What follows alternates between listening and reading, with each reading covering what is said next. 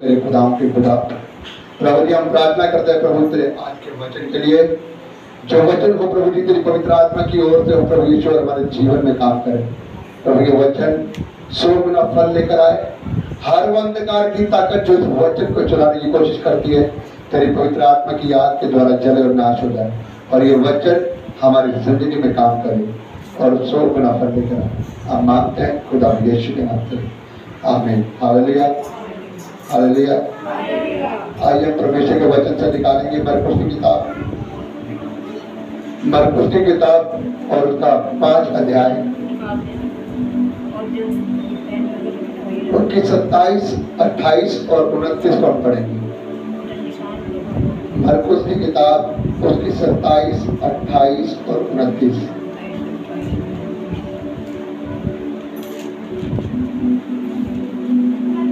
Thank you Jesus.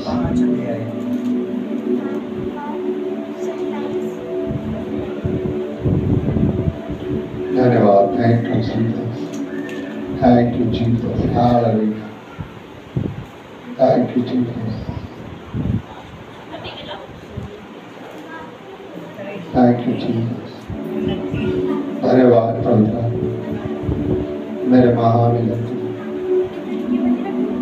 मरकुस की किताब उसका 5 अध्याय उसकी 27, 28 और 29 3 आयतें हम पढ़ेंगे और सब जन ध्यान से सुने। परमेश्वर आज आपसे बात करने चाहता है कि परमेश्वर के राज्य में आपको बलपूर्वक प्रवेश करना है। Thank you Jesus. हाँ जी।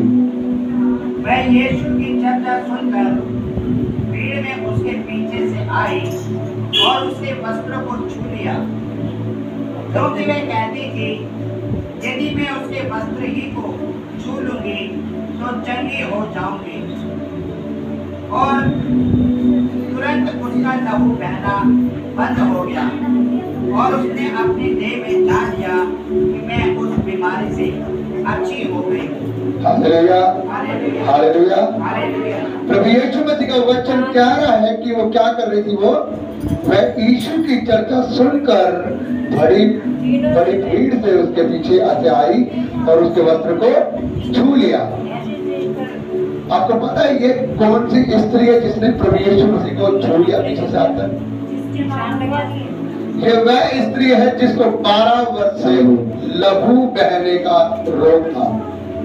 इस स्त्री को 12 साल से लहू बहने का रोग था और इसके पास इतना पैसा था कि अपने लहू बहने के रोग के बीमारी में लगा कर ये बेचारी बिल्कुल खाली हो चुकी थी, बर्बाद हो चुकी थी। इनके पास जितना पैसा था सब कुछ इसका उस दवाई के अंदर खत्म हो गया था। इसको जहां किसी ने बोला वहां चले जाओ, वो वहां चले जाते थे। किसी ने बोला फलाने के पास चली जा, वो वहां चली जाती थी। किसी ने बोला बाबा के पास चली जा, वो वहां चली जाती थी। किसी ने बोला यहाँ चली जा, वहां चली जाती थी। जिसने जहां बोला वो वहां चली जाती उसके पीछे। और देखो वो कितनी धनी थी वो स्त्री, लेकिन जब उसे पता लगा कि प्रभु यीशु मसीह इस जगह से जा रहे हैं, उस स्त्री ने अपने मन में क्या विचारा कि मैं इसको पीछे से जाकर छू लूं। उसका विश्वास था। मैं आपको एक बात बताना चाहता हूं, यदि किसी का विश्वास ना हो तो वो कुछ भी नहीं कर सकता। उस स्त्री का क्या विश्वास था, अगर मैं प्रभु यीशु मसीह के पीछे से जाकर उसे छू लूंगी तो मैं क्या हो जाऊंगी? देखो 12 वर्ष से इसका लहू बहना। अगर आपका 12 वर्ष से लहू बहा तो आपकी क्या हालत रहेगी आप सोच सकते हैं। एक इंसान का कंटिन्यू 12 वर्ष से उसका लहू बहना कितना शरीर के लिए कितना हानिकारक होता है ना। शरीर बिल्कुल कमजोर रहता है। बाइबल बताती है उस स्त्री के शरीर में बिल्कुल भी जान नहीं बची थी। इवन वो उठ के चल भी नहीं सकती थी। वो उसके 12 वर्ष के लहू बह जाने के द्वारा वो बिल्कुल कमजोर हो चुकी थी। उसके शरीर में ताकत नहीं थी। वो बैठी हुई थी और वो सोच रही थी, यीशु की चर्चा सुन रही थी कि यीशु मसीह यहाँ से इस गली से मोहल्ले से जाएगा और मैं पीछे से जाके क्या करूंगी, उसे छू लूंगी इसके वस्त्र को और मैं चंगी हो जाऊंगी। इसका विश्वास है। हाँ मेरे भाई और बहनों, ये देखो उसका विश्वास था। वो कह रही थी कि मैं पीछे से जाके उसे छू लूंगी, लेकिन वो चल नहीं पाती थी। और बाइबल की 28 आयत क्या बता रही है कि बड़ी भीड़ होने के कारण क्या करिए, 28 आयत सुनेंगे, क्योंकि मैं कहती थी कि यदि मैं उसके वस्त्र को छू लूंगी तो मैं चंगी हो जाऊंगी। 27 आयत को दोबारा पढ़ेंगे। वह यीशु की चर्चा सुनकर हाँ जी हाँ जी, उसके पीछे से आई और उसके वस्त्र को छू लिया, क्योंकि वह कहती थी यदि मैं उसके वस्त्र को ही छू लूंगी तो चंगी हो जाऊंगी। अब आप एक अपने दिमाग से सोचिए, यीशु की चर्चा सुनकर बाइबल क्या बताते हैं, जहां यीशु मसीह जाता था वहां क्या होती थी, उसके पीछे भीड़ होती थी। वो भीड़ क्यों होती थी उसके पीछे? क्योंकि वो जहां कहीं जाता था लोगों को सुसमाचार सुनाते हुए जाता था, जहां कहीं वो जाता था लोगों को चंगा करते हुए जाता था। तो हजारों लोग उसके पीछे क्या होते थे, चलते थे और उसके ऊपर गिरे पड़ते थे। अब आप ऐसी अवस्था में अपने अपने दिमाग से सोचिए, जरा जोर डालकर, एक स्त्री है, प्रभु यीशु मसीह के पीछे हजारों लोग चल रहे हैं, और एक स्त्री जिसको 12 वर्ष से लहू बहने के रोग है, कमजोरी आ चुकी है, चल नहीं पा रही है, तो वो किस प्रकार हजारों लोगों के बीच में से जाके उसके आंचल को छुएगी? क्या ये हो सकता है? मैं आपको बताता हूं, आम इंसान की बस की बात ये। अरे अगर कोई नेता आ जाए, या आप देखो पास्टर अंकुर नरोला जी है, प्रॉफेट बेलजिंदर जी है, क्या कोई व्यक्ति उनको जाके छूना चाहेगा? वो छू सकता है? भीड़ में से छू सकता है? बिल्कुल नहीं छू सकता। तो वो तो कौन सा उद्धार करता? यीशु मसीह। हजारों लोग उसके पीछे, क्यों? क्योंकि आधे से ज्यादा लोग तो वहां पर चंगाई लेने आते थे, बहुत कम लोग थे जो उसके सुसमाचार सुनने के लिए आते थे, ज्यादातर लोग तो उसके चंगाई लेने के लिए आते थे। उसके बीच में वो स्त्री जिसको लहू बहने का रोग था, वो उसके पीछे से आई और क्या चाहती थी? उसके आंचल को छूना चाहती थी। उसका क्या था? विश्वास। इसीलिए बाइबल में लिखा, यदि तुम्हारे मन में विश्वास हो तो तुम्हारे लिए कुछ भी हो सकता है। अब मेरी बात सुनो, यहाँ पे बाइबल क्या बता रही है? वो कह रही है कि उसने क्या किया। अब 28 आयत को पढ़ेंगे, क्योंकि वो कहती थी कि यदि मैं उसके वस्त्र को छू लूंगी तो मैं क्या हो जाऊंगी? चंगा हो जाऊंगी। और 29 आयत में लिखा है, और तुरंत उसका लहू बहना क्या हो गया? बंद हो गया, और उसने अपने देह में क्या जान लिया? कि मैं चंगी। अब आप, यदि आपको बुखार हो, सर दर्द हो, आप कोई मेडिसिन खाते हैं तो आपको पता लगने लग जाता है कि मेरा सर दर्द जा रहा है, मेरा बुखार जा रहा है। आप अपनी देह में समझता करो। अब उसी प्रकार की स्त्री का विश्वास था, वो किस प्रकार पता नहीं बैठ के रगड़ की गई होगी हजारों लोगों के बीच में से, और उसने प्रभु यीशु मसीह को छुआ, और देखो उसको आत्मा ने बता दिया कि मैं क्या हो चुकी हूँ? चंगी हो चुकी हूँ। Hallelujah, hallelujah. ये उसका विश्वास, और उसके विश्वास ने उसे क्या किया? उसे चंगा कर दिया, और वो अपनी आत्मा में जान गई कि मैं चंगी हो चुकी हूँ। अब मैं आपको बताता हूँ कि जो आज का जो वचन है, बलपूर्वक प्रवेश करना परमेश्वर के राज्य में, उसी प्रकार परमेश्वर का राज्य वचन यहाँ पर बताता है कि जब हम अपने किसी जीवन में हम चलना चाहते हैं, हम किसी राज्य में बढ़ना चाहते हैं, जब तक हम परमेश्वर के राज्य में बलपूर्वक प्रवेश न करेंगे, हम उसके अंदर प्रवेश नहीं कर पाएंगे। कहने का मतलब आप समझ रहे हैं? यदि आपके जिंदगी में कोई बीमारी है, कोई दुख है, कोई तकलीफ है, जब तक आप उसके ऊपर बलपूर्वक नहीं चलेंगे, वो आपकी जिंदगी से बाहर नहीं जाएगी। आप इशारा समझ रहे हैं मेरा क्या कहना चाहता हूँ? कहने का मतलब ये है, उस स्त्री के जीवन में क्या था? लहू बहने का रोग था। उसने चर्चा सुनी कि यीशु मसीह कौन है, यहाँ से जा रहा है। अब वो अपने मन में ये सोच रही थी कि यीशु मसीह यहाँ से जा रहा है और मैं उसके आंचल को छू लूंगी, काश मैं जाकर उसके आंचल को छू लूंगी और मैं चंगी हो जाऊंगी। लेकिन वो क्या कह रही है कि मैं चल पाती तो, चलती तो नहीं थी कमजोरी के कारण। लेकिन उसने क्या किया? अपने मन में बल दिखाया। जब उसने फैसला किया, उसने बलपूर्वक अपने आप को लगाया और उसने कोशिश की, तो वो उसने जाकर छुआ और वो लहू बहने के रोग से आजाद हुई। उसने बल दिखाया। मेरे भाई और बहनों, मैं आपको एक छोटी सी बात बताना चाहता हूँ। शैतान नहीं चाहता कि आप परमेश्वर के राज्य में पहुंचने पाए। इसीलिए जब आपके जीवन में कोई परिस्थिति में आप बढ़ने जाते हो, चाहे आप किसी आजीज में, किसी बरकत में, शैतान आपको रोजमर्रा की जिंदगी में टाल टाल के वो आपके मन को क्या करता है, डोलता रहता है। आप अपनी परिस्थितियों में इतने कमजोर हो जाते हो कि वो आपकी बुद्धि को खराब कर देता है। वो आपकी टेंशनों में आपको लगा के और आपके मन में बलपूर्वक जो आपका मन में बल होता है ना, उसे वो कमजोर कर देता है।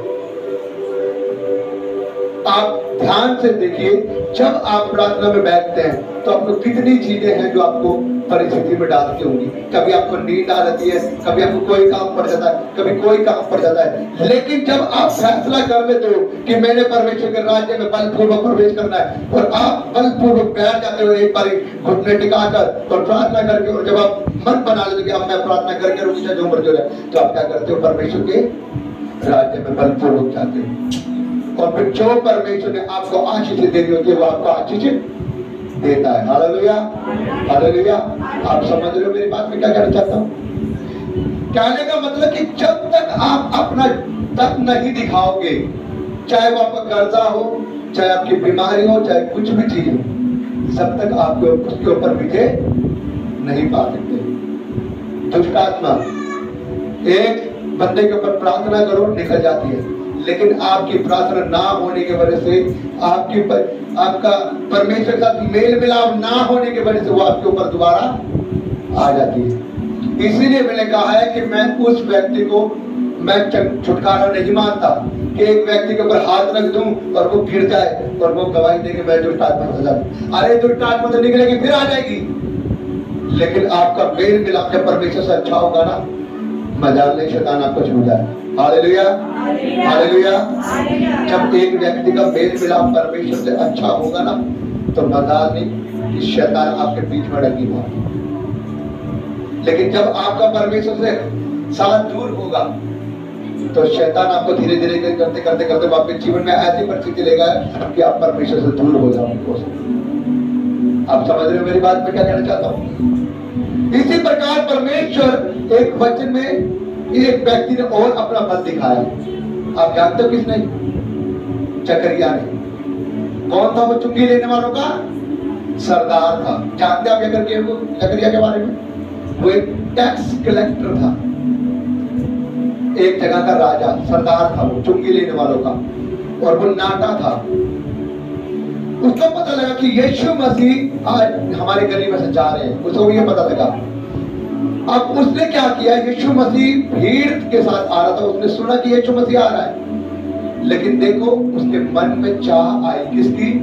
यीशु मसीह को देखने की। कितना धनी आदमी है, टैक्स कलेक्टर, टैक्स लेने वाला, और उसके मन में ये चाह आई प्रभु यीशु मसीह को देखने की। और उसने क्या किया, गुलर के पेड़ के ऊपर, गुलर के पेड़ देखे तो चढ़ जाता, गुलर के पेड़ पे, गुलर के पेड़ के ऊपर जाके वो चढ़ गया। उसने क्या दिखाया, वो चाहता तो अपने मन में ये सोच सकता था, अरे मैं तो टैक्स कलेक्टर हूं, अगर मैं चढ़ूंगा तो लोग मेरे ऊपर हंसेंगे, क्या होगा मेरी रेपुटेशन का?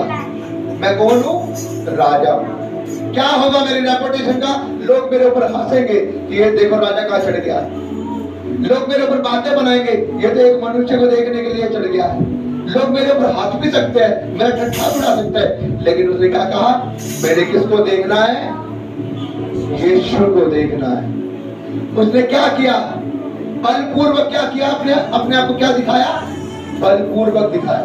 वो चाहता तो अपने मन को मारकर रुक सकता था, चलो शैतान आप लोगों को रोक देता है, लेकिन उसने अपना बल दिखाया, बलपूर्वक उसने परमेश्वर के राज्य में प्रवेश किया। और क्या किया उसने?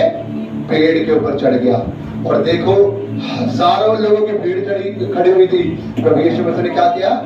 हे यकई, पेड़ पर से उतर आ, आज मुझे तेरे घर में प्रवेश करना है। Hallelujah, hallelujah.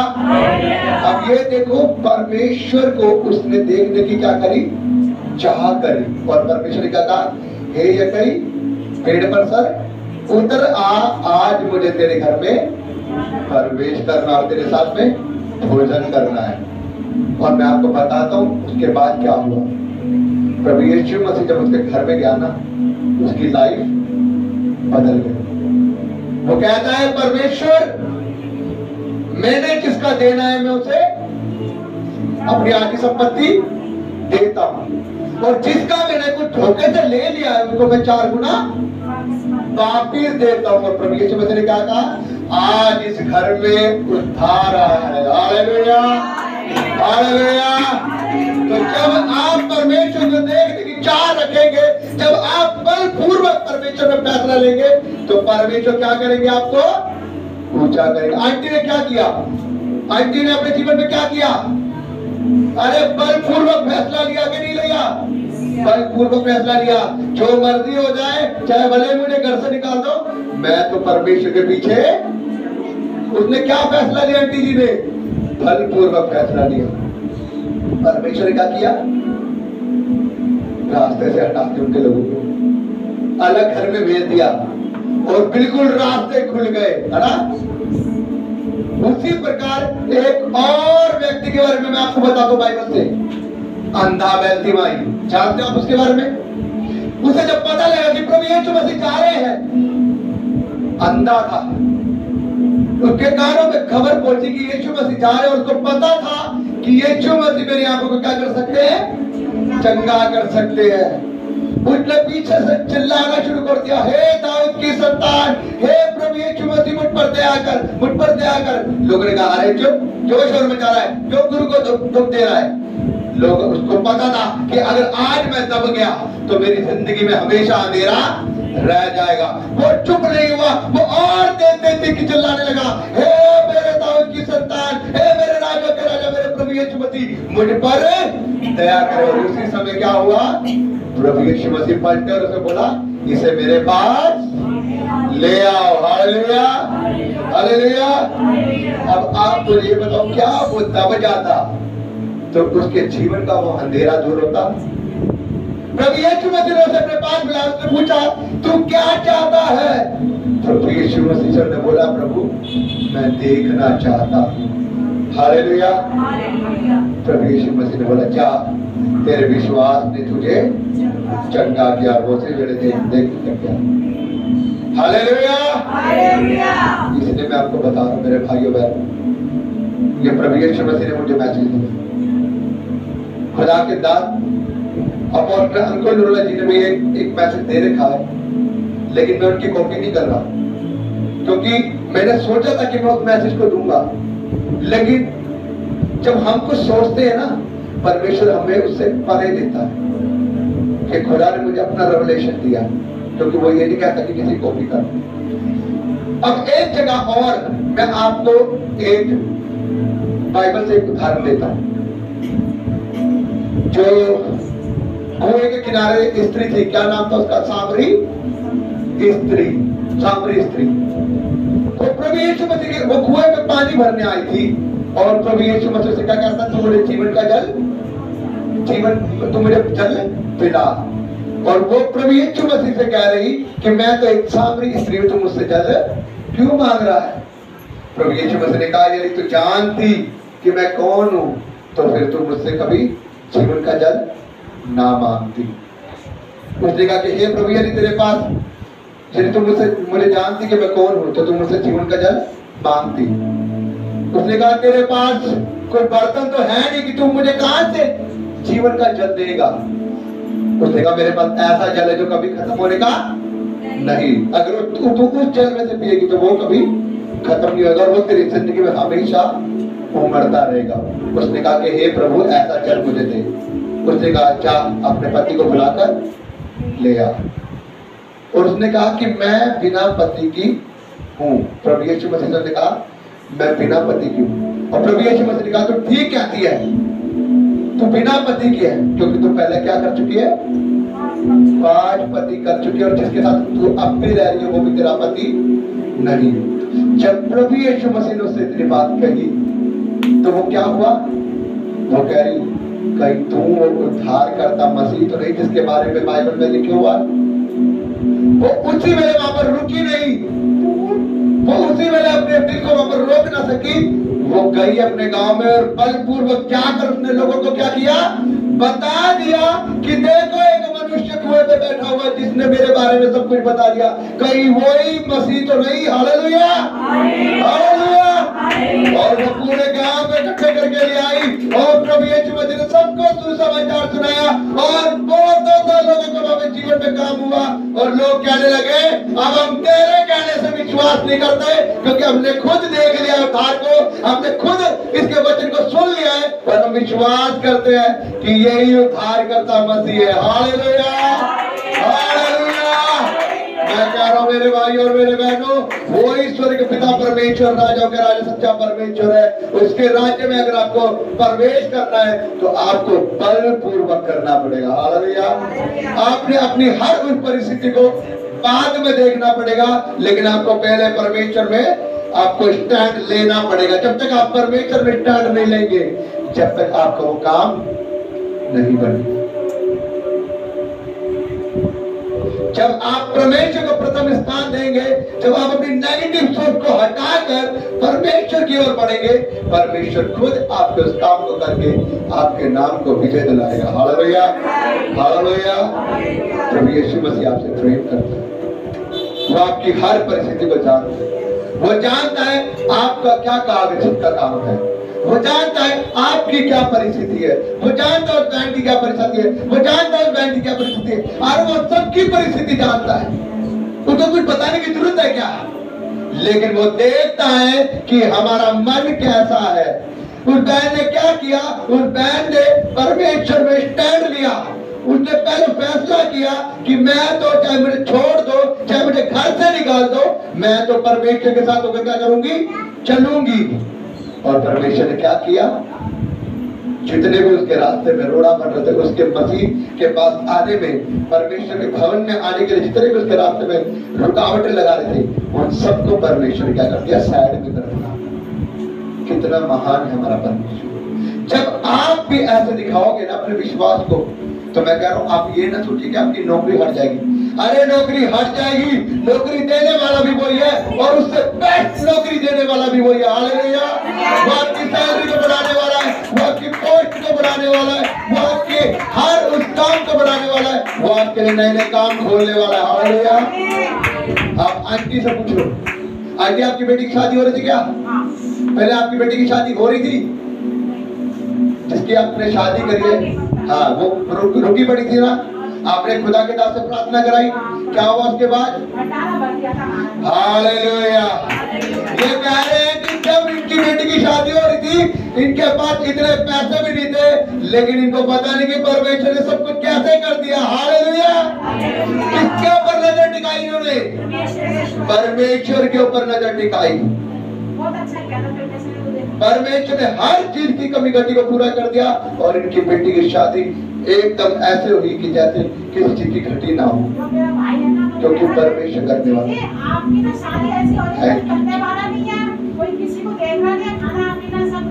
Hallelujah, thank you Jesus. क्या हुआ हमारे घर में? सिर्फ बारिश का मौसम हुआ, रात को जैसे बारिश होगी, मैं होली पे पैसा आपके हाथ में सौंपती हूँ बारिश को।